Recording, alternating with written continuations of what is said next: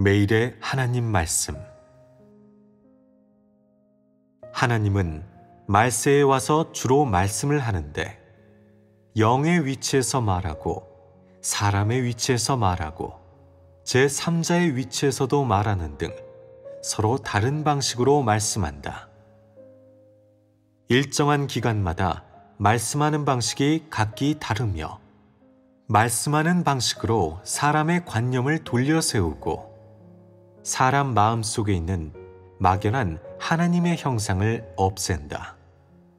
하나님은 주로 이 사역을 한다.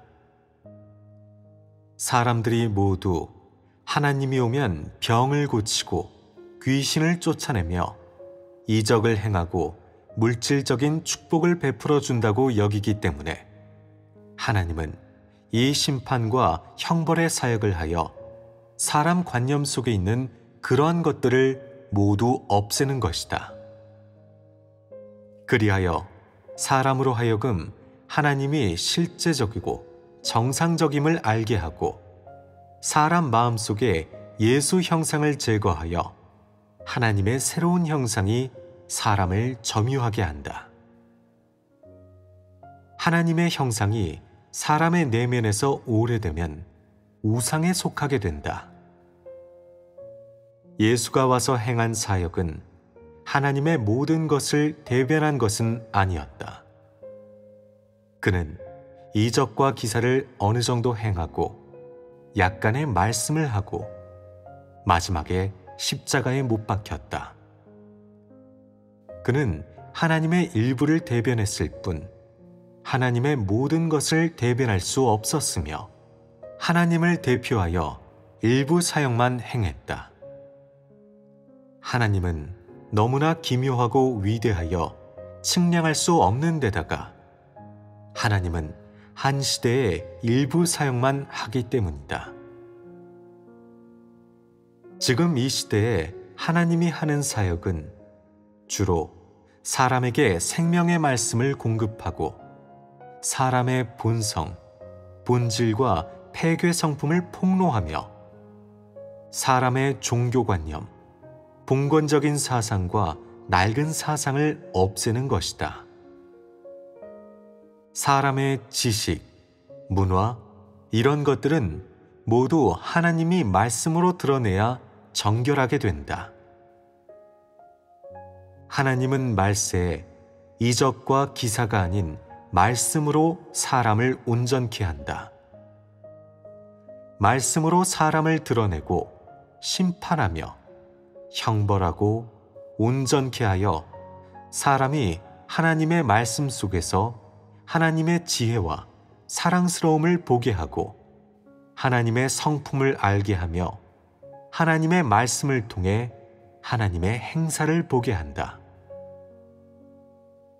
율법 시대의 여호와는 말씀으로 모세를 인도하여 출애굽하게 하고 이스라엘 백성에게 약간의 말씀을 했으며 그때 하나님의 행사를 일부 나타냈다.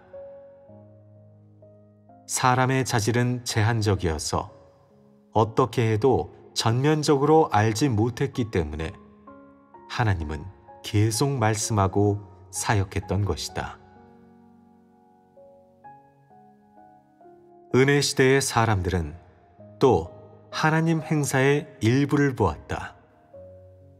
예수는 이적과 기사를 나타내고 병을 고치고 귀신을 쫓아냈으며 십자가에 못 박히고 사흘 만에 부활하여 육신의 모습으로 사람들에게 나타났다.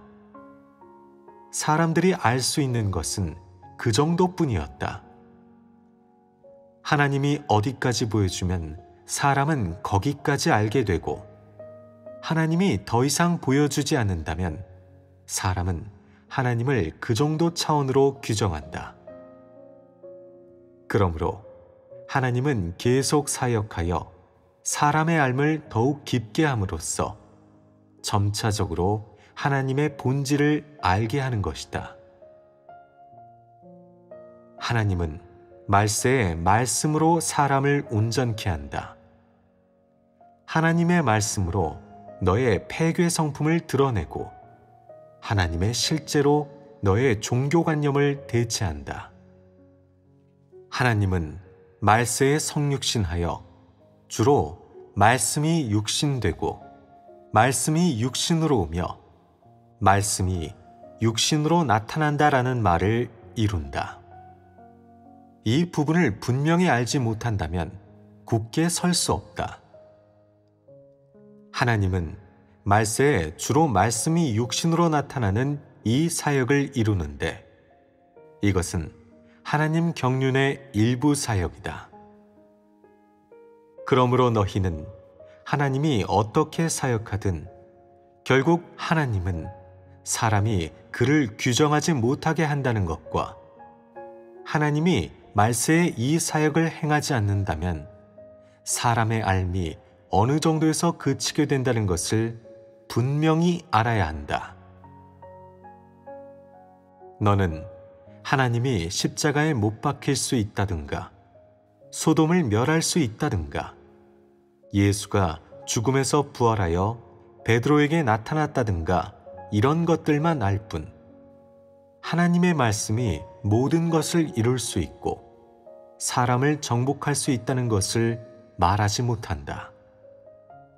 너는 하나님의 말씀을 체험해야만 이러한 삶을 얘기할 수 있다.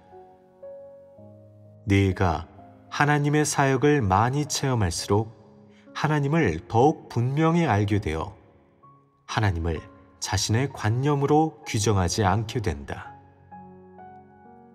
사람은 하나님의 사역을 체험함으로써 하나님을 알게 되는데 이것은 하나님을 알아가는 유일하면서도 정확한 길이다.